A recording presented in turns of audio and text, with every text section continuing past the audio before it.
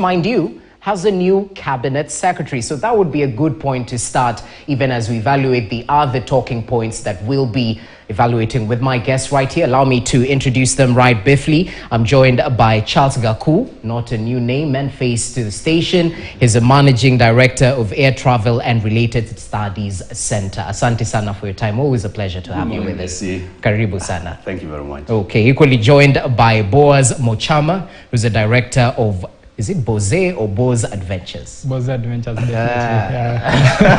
Good one, eh? That's a good one. It's catchy kidogo. So, gentlemen, we are having this discussion, and I just want to engage your minds briefly on the change at the helm of the tourism ministry. Right now, Alfred Mutua is in charge, moving from the Ministry of Foreign Affairs and Diaspora Matters.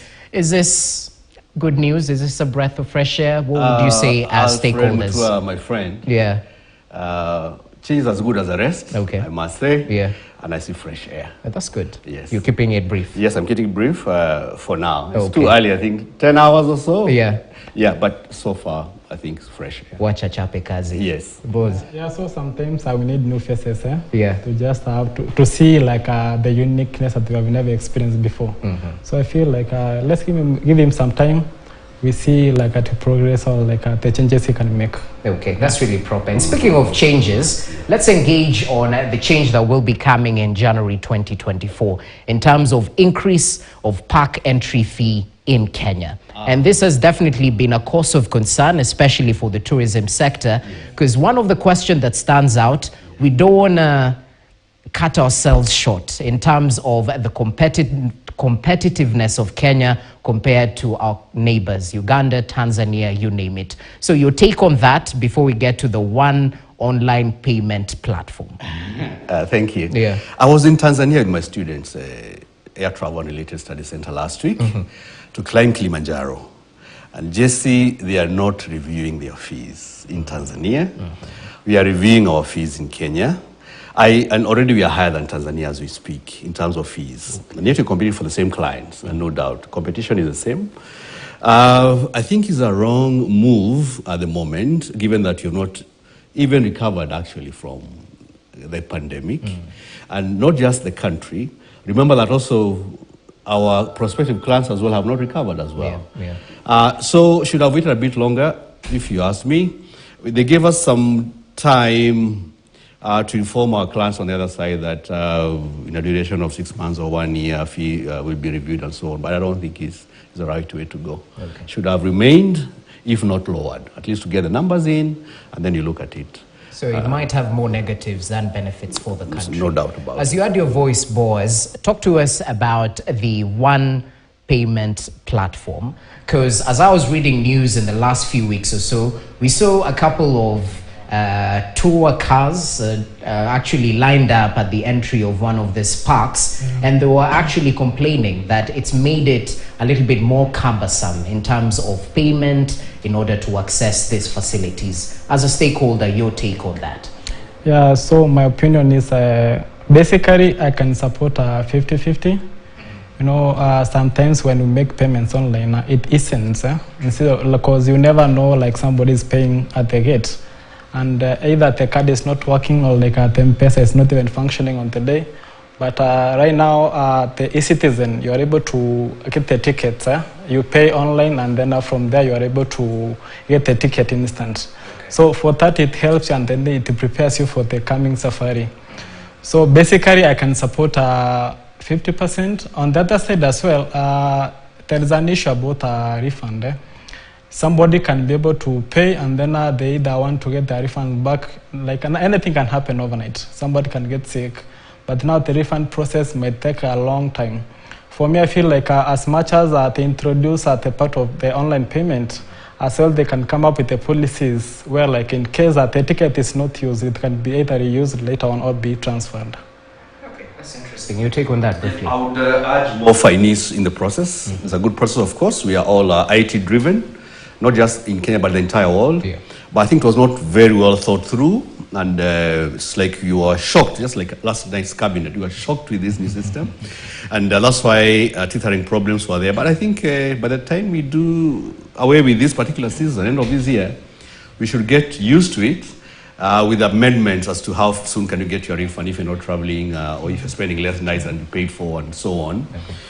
But it's a good move in the right direction if it is well implemented or better implemented than it was. And I want to engage you on the cost of doing business in the country, because there are certain ramifications, bearing in mind how perhaps expensive it is currently, perhaps to travel due to the dwindling pockets, if I can put it that way.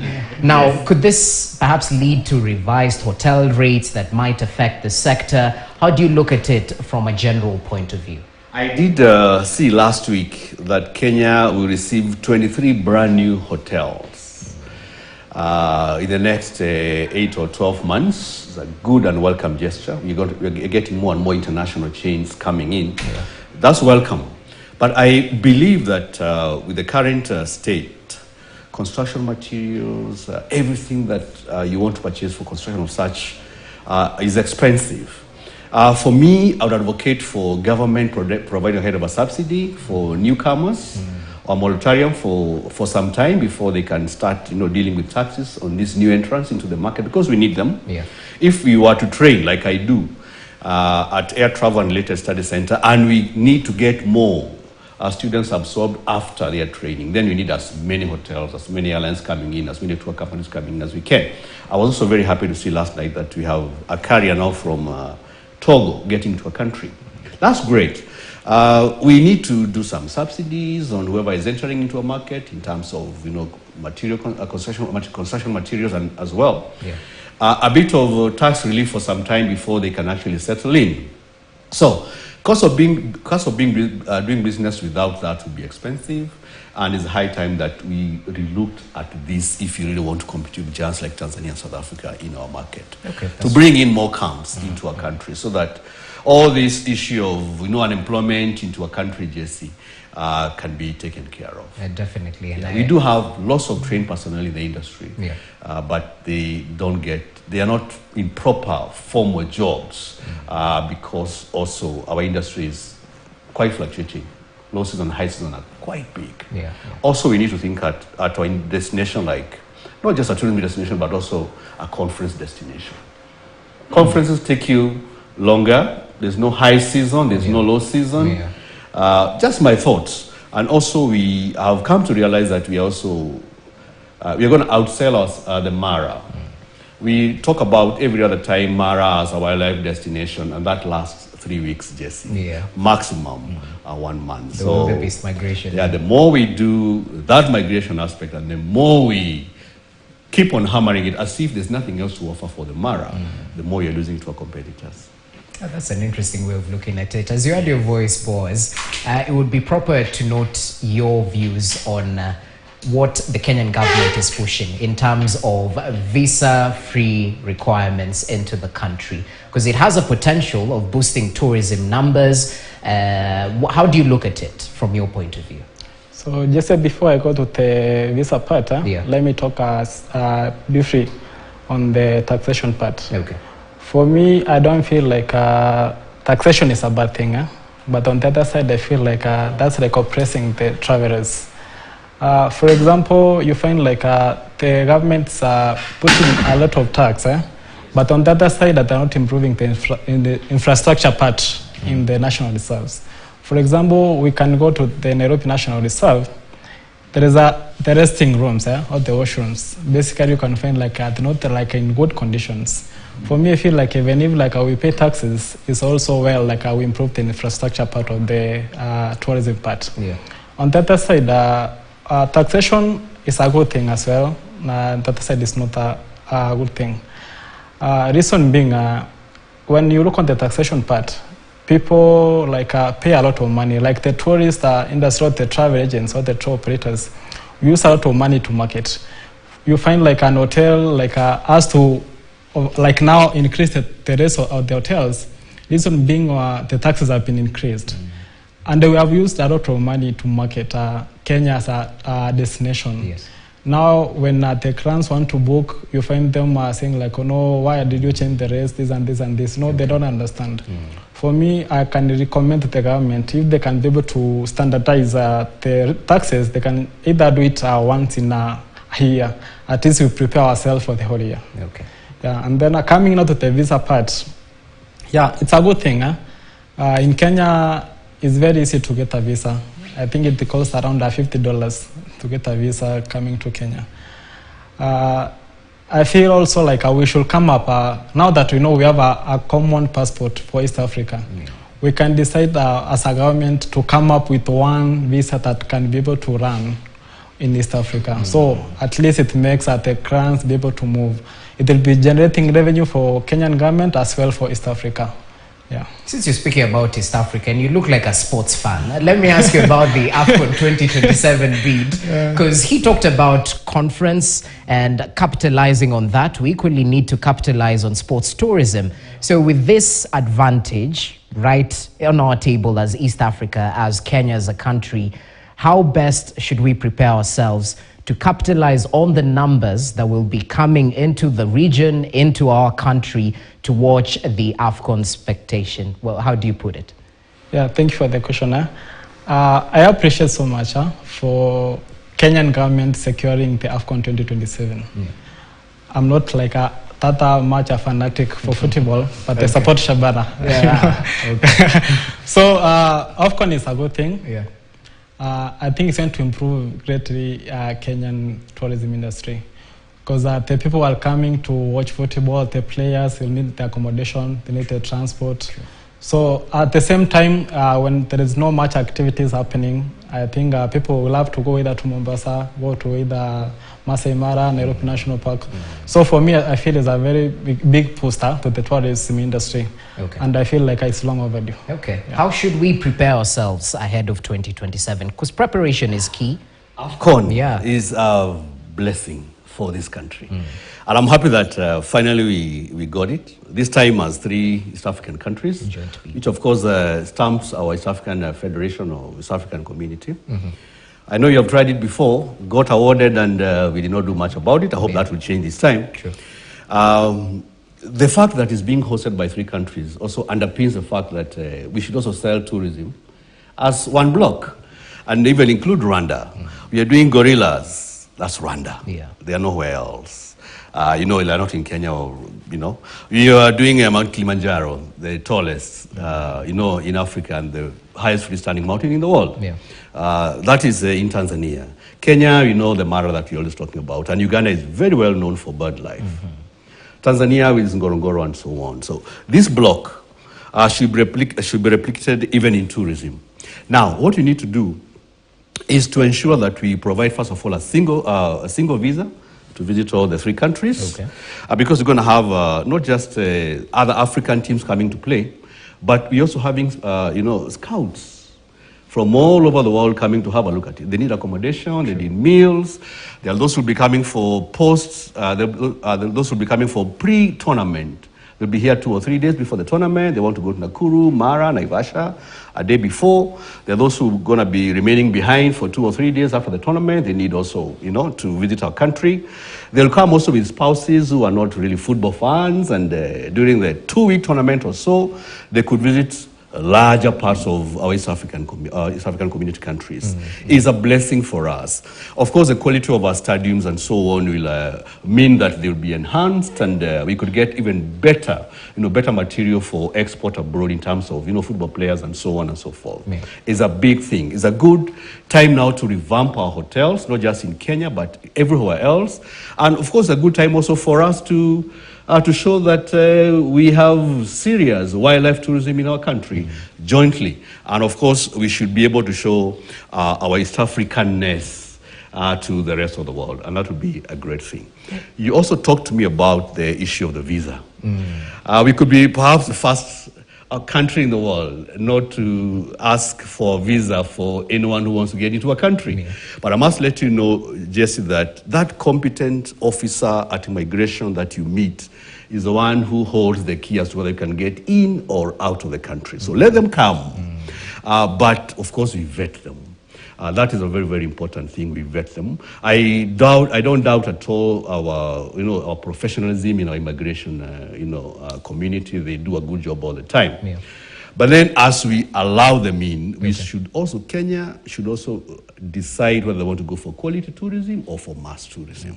If you want to go for mass tourism, then you got to get the numbers, but perhaps not the finances. If you go for quality tourism, that means you're going to get the numbers and have a low impact on the environment. The choice is ours, and I believe that policy should be what should guide what it is that Kenya's tourism has to portend for the future and for future generations. That's definitely well noted. And since we're talking about numbers, Boze, let's talk about ways in which we can boost local tourism, because we've seen so many campaigns, Tembea Kenya, you name it, where we're trying to capitalize on the market we have within in order to perhaps fill in the gaps that were exposed during COVID-19, you name it. How exactly do we bring young people like you, like me, or even the elderly ones who are there before us with more experience to jump on this bandwagon about enjoying the sights and sounds of Kenya? Wow. Tembea Kenya is a very good initiative. For me, I support it 100%. As you can see, like when you compare the rates for the international travelers and the local tourists, the local tourist rates are a bit lower. You know, that one encourages that the Kenyan people to travel at a cheaper cost. As well, right now we have packages that are running at a lower cost. Like now going to Mombasa is only 1,000 Kenya shillings transport. We are there. And the other thing, hotels have come up with massive offers that are able to promote the Kenyan tourists to travel. Like now, I can be able to say, like some hotels in Mombasa, even like you are one parent and then you have a kid traveling under 11 years, you are able, like the kid doesn't pay anything actually. You just pay for the transport and you are there. So the kid enjoys all the services, the food, the accommodation, the activities, just free of charge. So for me, I feel like Tembea Kenya is a very good initiative, and I encourage the government to put more input for promoting the tourism in Kenya. So actually even Nairobi National Park, most people didn't even know like it exists. But during the Corona period, most people knew. Right now going to Nairobi National Park, it just costs you around 2,000 Kenya shillings. And you enjoy all your safari activities, the transport is there. It's a very good initiative. So I encourage Kenyans to travel. Definitely well noted. And we've heard from President William Ruto, the only city with a park within. But no tiger. Yeah, but no. I see what you did there. Okay, anyway, as we finalize, it would be proper to note the training aspect, because for anyone in hospitality and tourism, what issues would you advise them? Because we need to be ready to take in these numbers. Because you mentioned about quality tourism. That will definitely make us to reevaluate our training, the infrastructure. How do we go about it? We have to focus, especially for our youth, and catch them young, as we say. Let them show them the benefits of tourism right when they're in high school. For myself, for my institution, I always visit, high schools and talk to them about benefits of being in the travel, tourism, and hospitality industry, and they take in the information, they take in what it is that I talk to them, and they follow me, of course, and join the institution. But we have institutions, Jesse, and institutions. A good institution should be able to provide an international qualification. IATA, International Air Transport Association, is a global association of all the airlines of the world. That means that if you train at an institution, you're able to get international qualification that enables you to work anywhere that you want to work in the world. And that will mean that we'll drive off these guys who go and work abroad and bring us a foreign exchange. Number two, we have institutions that don't provide an internship. And I want to talk to hotels and airlines in this forum to open up for all of us to be able to provide internships for our students. Why? So that they can be able to get international standards. And then you can be able to cater for, the kind of quality clients that you're looking for when that particular time comes. So internships are important, and the attitudes of our students. Our industry is all about passion. If you have no passion, don't join the industry, because it's very frustrating, it's long hours that you work on a shift basis, and so on and so forth. So we also need to, as early as possible, to continue talking to our students regarding what it is that tourism portends for. We have a very difficult situation because we are training students for tourism, And geography is tourism, and in our country it's not even compulsory. And when it's compulsory, is a chapter in tourism is a chapter in the whole subject called geography. So let's look at this industry much more seriously. Right. I'm happy you have a new cabinet secretary, and I'm sure that he's going to be a go-getter and he'll be able to change the industry for the better. They say train a tree while it's still young, so we can be able to handle the numbers that will come in from a training perspective. Precisely. Boze, briefly, your final views. Let me first talk about nurturing the young talents. Briefly, yeah. I can say, for me, I can basically say for you to be in a tourism industry, it's all about I can do attitude. It's all about education. You can be learned, but you cannot deliver. Okay. So if you have the attitude for I can do, you have the article I can do attitude, it can help you to improve yourself. I worked in some international hotels. Basically, I was working in Maldives from around 2019 to 2020. Okay. So I was working there. Yeah. So those people who are in Maldives, basically, most of them they're not even learned. They don't know much about tourism, but they have that attitude, they can do it. Okay. So